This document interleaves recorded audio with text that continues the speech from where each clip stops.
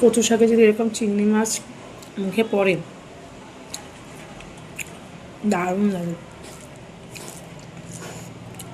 ইলিশ মাছের মাথা দিয়েও খুব ভালো লাগে, কিন্তু ইলিশ মাছের মাথা দিয়ে করলে মেয়েরা কেউ খেতে পারে না, প্রচুর কাটা হয়ে যায় তো খেতে পারে না। চিংড়ি মাছটা দিয়ে খেতে পারে।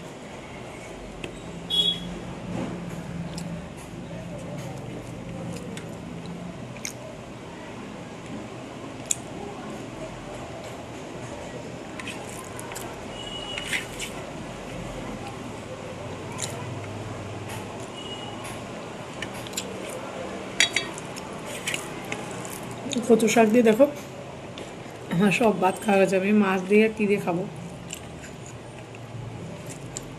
ভাত এমনিতেই কম খাই, তার মধ্যে আবার আজকে ইয়োগা আছে, খুব জ্বালা।